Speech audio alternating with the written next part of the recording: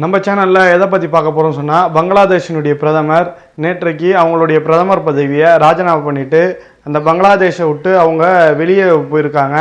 அங்கே என்ன நடந்துகிட்ருக்கு, அங்கே என்ன மாதிரியான பிரச்சனை, எதனால் அங்கே இராணுவ ஆட்சி வரப்போகுது அப்படின்றது தான் நம்ம சேனலில் தெளிவாக பார்க்க போகிறோம். நம்ம சேனலை சப்ஸ்கிரைப் பண்ணாமல் நிறைய பேர் பார்த்துருக்கீங்க. நம்ம சேனலில் சப்ஸ்கிரைப் பண்ணி பாருங்கள். உங்கள் நண்பர்களுக்கும் இந்த வீடியோவை ஷேர் பண்ணி வைங்க. ஏன்னு சொன்னால் பங்களாதேஷில் என்ன நடந்துகிட்ருக்குன்னு அவங்களும் தெரிஞ்சுப்பாங்க. நேற்றைய தினம் சரியாக மதியம் போல் பங்களாதேஷினுடைய பிரதமர் அந்த நாட்டை விட்டு ஹெலிகாப்டர் மூலியமாக வெளியே போகக்கூடிய காட்சிகளை நம்ம பார்த்துட்ருப்போம். ஏன் அவங்க அந்த நாட்டை விட்டு வெளியே போகிறாங்க ரிசைன் பண்ணிட்டுன்னு சொன்னால், அந்த நாட்டில் அவங்க புதுசாக ஒரு சட்டத்தை கொண்டு வராங்க. 2018 கொண்டு வந்த சட்டத்தை மறுபடியும் அவங்க ஆட்சிக்கு வந்தவங்க திருப்பி கொண்டு வராங்க. என்ன சட்டம்னு சொன்னால், அங்கே பங்களாதேஷினுடைய சுதந்திரத்திற்காக பாடுபட்ட சுதந்திர வீரர்களுடைய குடும்பத்தினர், அதாவது அவங்களுக்கு கிட்டத்தட்ட 30% இடஒதுக்கீடு அரசு பணிகள்லன்னு சொல்லி அவங்க ஒரு சட்டத்தை கொண்டு வராங்க. அப்போ அங்கே மிகப்பெரிய ஒரு போராட்டம் அங்கே வெடிக்குது. அங்கே யார் போராட்டம் பண்ணுறாங்கன்னு சொன்னால், மாணவர்கள் தான் முதல்ல போராட்டத்தை முன்னெடுக்கிறாங்க. மாணவர்கள் போராட்டத்தை முன்னெடுத்தோன்னே அந்த பங்களாதேஷில் போராட்டம் நடந்துக்கிட்டு இருக்குது. அதில் இடையில பங்களாதேஷினுடைய காவல்துறை அந்த மாணவர்களை போட்டு அடிக்கிறாங்க. அப்போ பங்களாதேஷினுடைய பிரதமராக இருக்கக்கூடிய ஷேக் ஹசீனான்றவங்க என்ன சொல்கிறாங்கன்னு சொன்னால், அங்கே போராடக்கூடியவங்க எல்லாம் தீவிரவாதிகள்ன்ற மாதிரியான வார்த்தைகள்லாம் அவங்க சொல்கிறாங்க.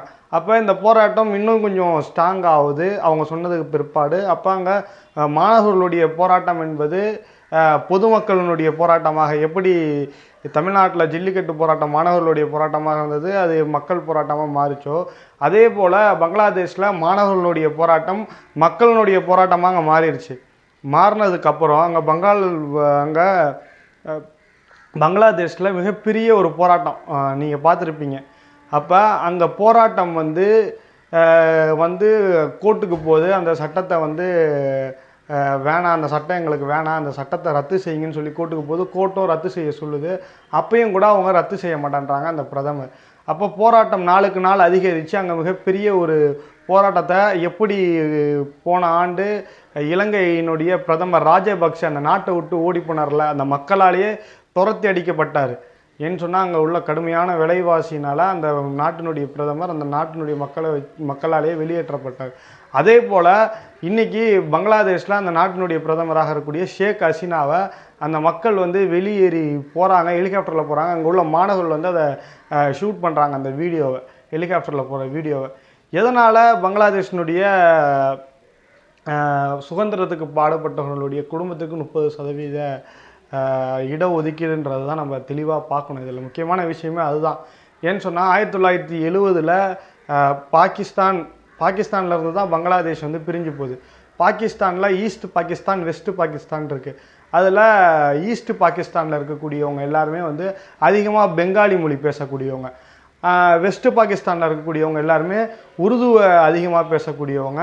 அப்போ நாட்டினுடைய அன்னைக்கு பிரதமராக இருந்த முகமது அலி ஜின்னாவை உருது தான் பாகிஸ்தானுடைய தாய்மொழின்றாரு. அப்போ பங்காளிகளாக இருக்கக்கூடியவங்க இந்த சைடில் இருக்கோமே, அப்போ நாங்கள் என்ன பண்ணணும் போது அப்போ ஒரு பிரச்சனையாகி, அப்போ ஷேக் முஜிபுர் ரஹ்மான் பார்த்திங்கன்னு சொன்னால் கடுமையாக அதை எதிர்த்து போராடுறாரு. அப்போ போராட போகும்போது அப்போ 1970 அங்கே மிகப்பெரிய ஒரு நிலநடுக்கம் ஏற்படுது. அதுக்கப்புறம் ஒரு தேர்தல் வருது. அதில் ஈஸ்ட் பாகிஸ்தானில் இருக்கக்கூடிய இந்த அபாபில் கட்சி கிட்டத்தட்ட 160 இடங்களை பிடிக்குது. அதே மாதிரி வெஸ்ட்டு பாகிஸ்தான் பார்த்திங்கன்னா கிட்டத்தட்ட 120 இடங்களை பிடிச்சி அவங்க தோற்று போகிறாங்க. அப்போ இவங்க பங்காளிகள் தான் ஆட்சியை கைப்பற்றுறாங்க. அப்போ கைப்பற்ற போகும்போது ஷேக் முஜிபுர் ரஹ்மானை கைது பண்ணுறாங்க. அங்கே உள்ள இராணுவம், அங்கே காவல்துறை அவரை கைது பண்ணி அவரை சிறையில் அடைக்கிறாங்க. அதுக்கப்புறம் அது மிகப்பெரிய ஒரு போராட்டமாக அங்கே வெடிக்குது.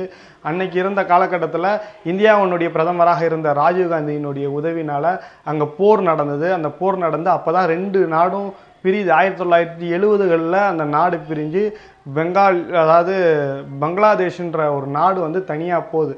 அப்போ அந்த போராட்டத்தினப்போ அங்கே உள்ள நடந்த இறந்து போனவங்களுக்கு வந்து ஒரு அங்கீகாரம் கொடுக்கணும். ஏன்னு சொன்னால் அந்த ஷேக் முஜிபுர் ரஹ்மான் வந்து பார்த்திங்கன்னு சொன்னால் பங்களாதேஷுக்காக கடுமையாக போராடியவர். அவருடைய மகள் தான் இந்த ஷேக் ஹசீனா பிரதமராக கிட்டத்தட்ட 3வது முறையாக பிரதமராக இருக்காங்க. இப்போ இவங்க வந்து இந்த மாதிரியான சட்டங்களை கொண்டு வந்து அங்கே விலைவாசி எப்படி இலங்கையில் நடந்தோ அந்த மாதிரி தான் அங்கே நடந்துக்கிட்டு இருக்கு. அப்போ மக்கள் வந்து மாணவர்கள் வந்து போராட்டம் வந்து எடுக்கிறாங்க. அந்த போராட்டம் வந்து வெற்றி பெறுதுன்னு சொன்னால் அப்போ இதிலிருந்து என்ன தெரியும்னு சொன்னால் மாணவர்கள் சேர்ந்தால் எல்லாத்தையுமே எதை வேணால் மாற்றலான்றது இது மிகப்பெரிய 2வது உதாரணம். தமிழ்நாட்டினுடைய ஜல்லிக்கட்டு போராட்டம் இன்றைக்கி பங்களாதேஷ். இப்போ என்னன்னு சொன்னால் எல்லாருக்குமே எல்லாமே கரெக்டான முறையில் கொடுத்தா பிரச்சனை கிடையாது. குறிப்பாக நம்ம இந்தியாவை எடுத்துக்கிட்டோன்னு சொன்னால் இப்போ இடையில ஒரு சட்டம் ஒன்று வந்து இம்ப்ளிமெண்ட் பண்ணியிருக்காங்க. என்னன்னு சொன்னால் ஆர்எஸ்எஸ்ல இருக்கக்கூடியவங்க வந்து அரசு பணிகளில் வந்து இருக்கலாம். பொதுவாகவே வந்து எந்த கட்சியோ அல்லது இயக்கங்கள்லையோ இருக்கிறவங்க வந்து அரசு பணிகளில் இருக்க முடியாது. அதுதான் சட்டம். அப்போ ஆர்எஸ்எஸ்ன்றதோ ஒரு இயக்கம், அந்த இயக்கத்தில் இருக்கிறவங்க வந்து அரசில் இருக்கக்கூடாது. இப்போ மத்திய அரசு இந்த சட்டத்தை கொண்டு வருதுன்னு சொன்னால் இந்த மாதிரியான விஷயங்கள்லாம் வந்து பங்களாதேஷில் நடந்தது. அதனுடைய விளைவு தான் நேற்று வந்து இலங்கை, இன்று வந்து பங்களாதேஷ், நாளை அப்படின்றத எல்லாருமே கேட்கக்கூடிய ஒரு கேள்வி வந்து எழுந்துக்கிட்டு இருக்கு. மக்கள் நீங்கள் பார்த்துக்கிட்டு இருக்கீங்க. பிற்காலத்தில் நாளைக்கு பங்களாதேஷில் நடக்கும் போது இனிமேல் வரக்கூடிய எல்லா செய்திகளையும் நம்ம சேனலில் தெளிவாக நம்ம பார்ப்போம். நம்ம சேனலை சப்ஸ்கிரைப் பண்ணாமல் நிறைய பேர் பார்த்துட்ருக்கீங்க. சப்ஸ்கிரைப் பண்ணி பாருங்கள், நம்ம வீடியோவை ஷேர் பண்ணுங்கள்.